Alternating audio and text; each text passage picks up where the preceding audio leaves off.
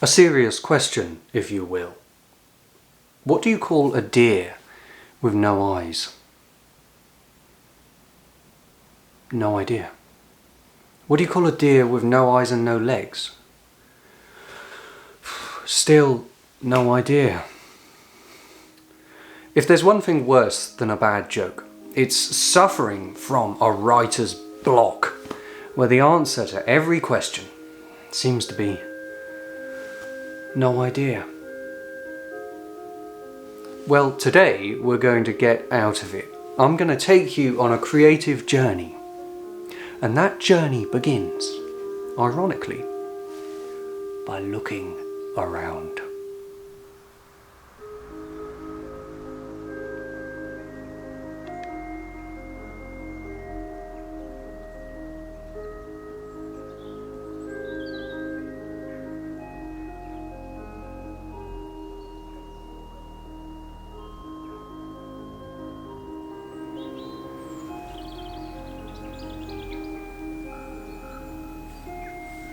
I've been making YouTube videos for a good few years now, and one thing I'm not ashamed to admit is that it's never easy.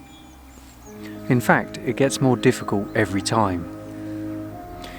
Whatever people watching think of your videos, you always feel a personal determination to make them better and to make them different, to fulfill various dreams that you have in your head.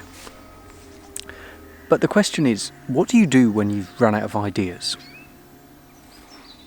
Well, I've come to this village, Stapleford in Wiltshire, to find out.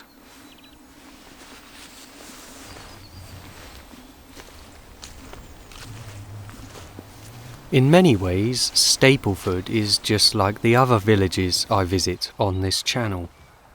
It has a gently flowing river, pretty cottages and foliage, and a village church, of course. But I'm here for a very particular reason. YouTube is not a mechanical process. It's a creative one, and creativity doesn't flow easily. It has to be worked at, and I find that walking is the best remedy. But I'm not the only one. Nearly 90 years ago, another musician came to this village, older and much more successful than I am. His name was Ralph Vaughan Williams, composer of some of our greatest hymns, as well as favourites like The Lark Ascending. Amazingly, for all his creative output, he was suffering a total writer's block in 1938, and he just couldn't get started. So he decided to come to Stapleford, to rent a cottage and to walk around this village just as I am doing. It's nearly 100 miles from his home in Dorking, but this village gave him total peace and solitude.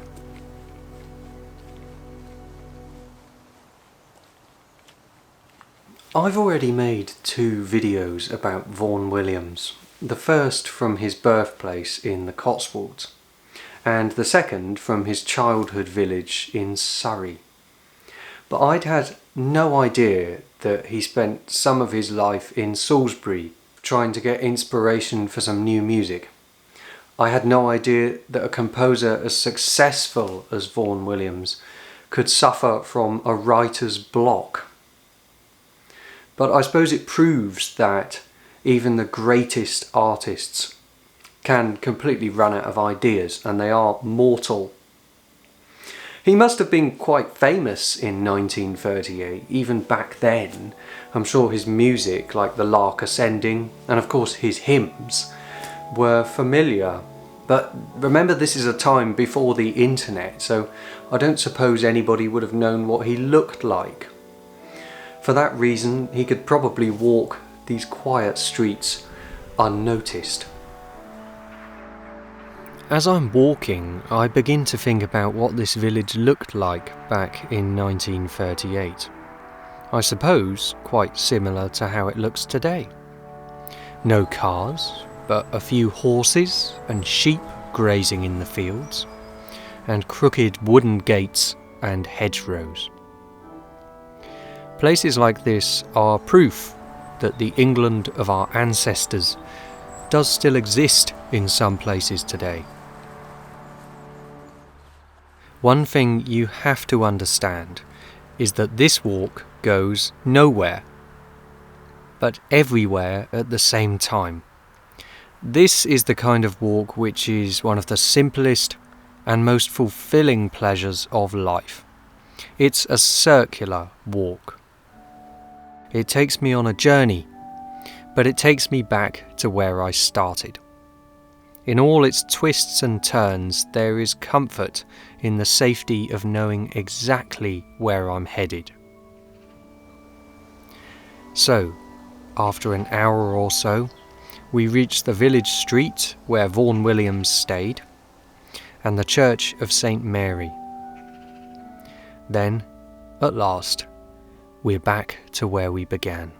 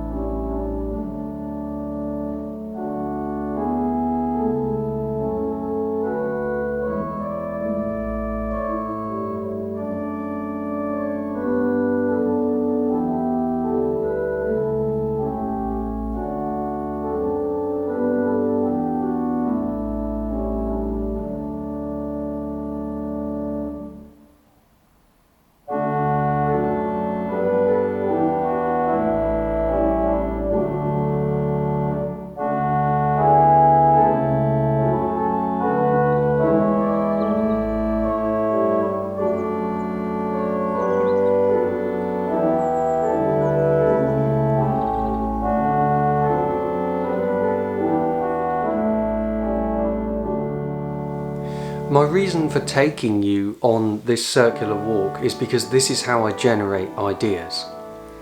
Trust me, if I were to go into a church, like for example the church at Stapleford, with absolutely nothing, maybe I'll just bundle some random sheet music into my bag, take my cameras and just go into that church and switch on the organ, the result wouldn't be worth hearing.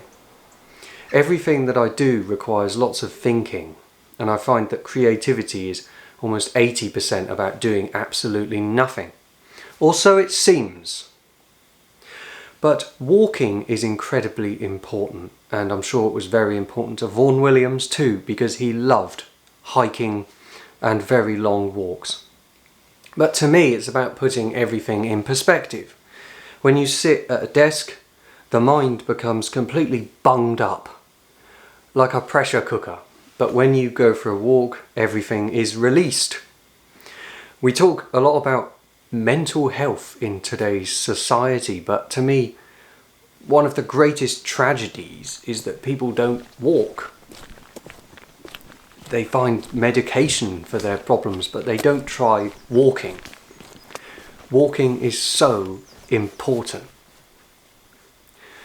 But where does this lead us with music? Well, let's go back to Vaughan Williams. What music inspired him? It was ancient music, Tudor music, folk music, and J.S. Bach. Apparently, he actually walked 7 miles from Stapleford to Salisbury Cathedral to hear the organist playing Bach. That was his idea of fun and of inspiration. So we need Bach somewhere.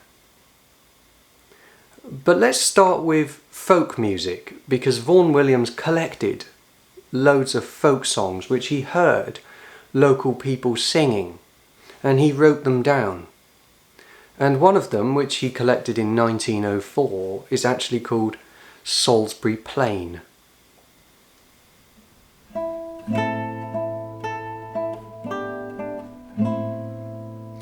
As I walked over Salisbury Plain, oh, there I met a scamping young blade. He kissed me and enticed me so, till along with him I was forced to go. We came unto a public house at last, and therefore man and wife we did part. A beautiful minor key melody, which is one of the tunes Vaughan Williams heard and scribbled down during his walks in the countryside and his travels around England.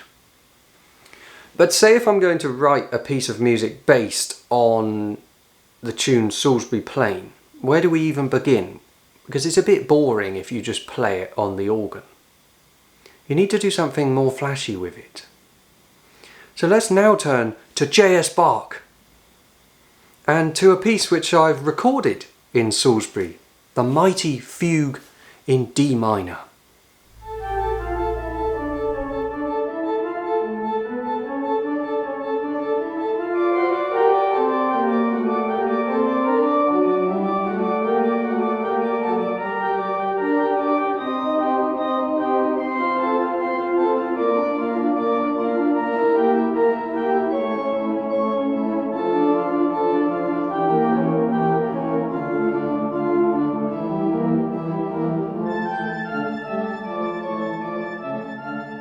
Let's say we take that fugue, but we also take the music of the folk song Salisbury Plain, which happens to be in the same key, and we fuse them to create an organ toccata.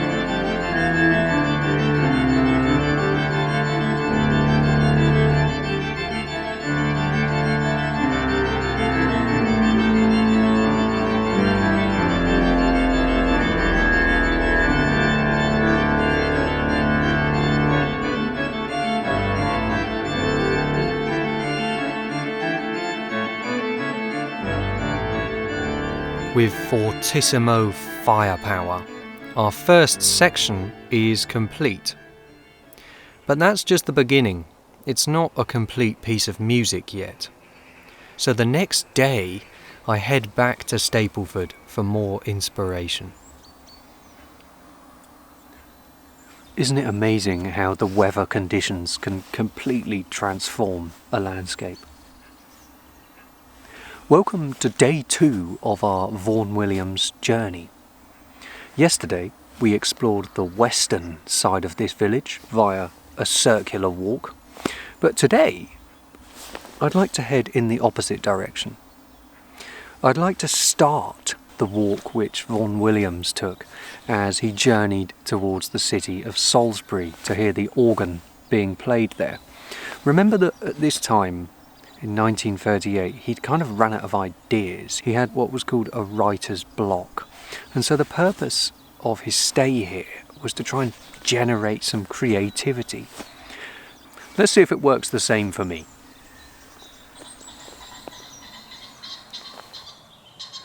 One of the most important things to be aware of on inspiration journeys like this one is that the camera is the sketch pad, but I don't really need to bring much else. There's no cue sheet, no script or anything like that. I'm really looking for ideas, and you find them all around you. When you look over a great distance, you see perspective, don't you? everything further away is smaller, and it kind of works mentally as well, because when you go for a walk, your mind puts things into perspective. You almost see all of the ideas as one complete whole. Whereas when you sit at a musical instrument or a desk, you're looking at things very closely and it's hard to be creative. With that in mind, most of my time here is spent taking footage of anything I find interesting or attractive. Anything which might help inspire a piece of music.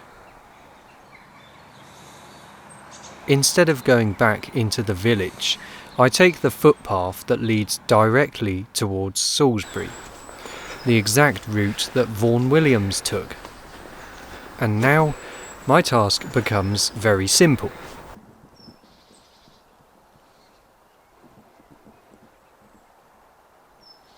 All I'm doing is observing and listening. All of the sounds which we ignore in our everyday lives, and the sights that we overlook.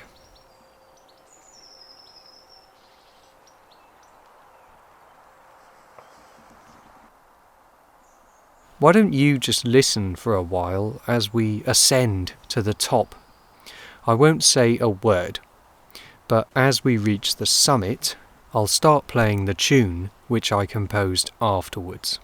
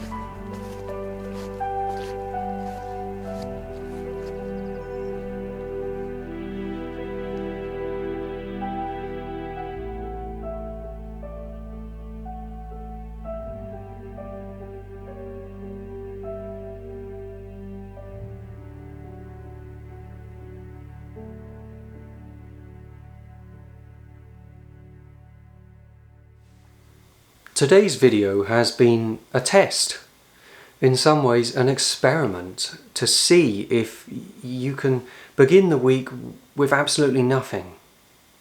and through the gentle search for ideas you can produce something entirely new. And I think I have done, because I think I've composed something which has 3 distinct sections, all inspired by the journey taken by a composer nearly 90 years ago. We have J.S. Bach, we have folk music, and perhaps most importantly we have the beautiful, unmatched pastoral scenery of England. So I would love to finish this video by performing this piece in full. Perhaps you can help me out with a name. I think that Fantasia on a theme collected by Ralph Vaughan Williams is rather too much of a mouthful. So let's see if we can think of another title. I hope you enjoy it. If you've enjoyed today's journey through creativity, then remember to click the subscribe button. If you're watching from the television, then just find your phone or your iPad, look me up on there, and that's where you'll find the subscribe button. It doesn't cost anything, it just means that you're notified as soon as I upload my next video. And of course, if you enjoy today's piece of music, then you can also support me with a small PayPal donation if you'd like to. I really appreciate that, because all of the work that I do to put these films together is a solitary affair. I do it on my own. So I would really appreciate your support. Thank you. In the meantime, I hope you enjoy today's new piece, and I hope you have a fantastic week ahead of you. Thanks for watching. Cheerio.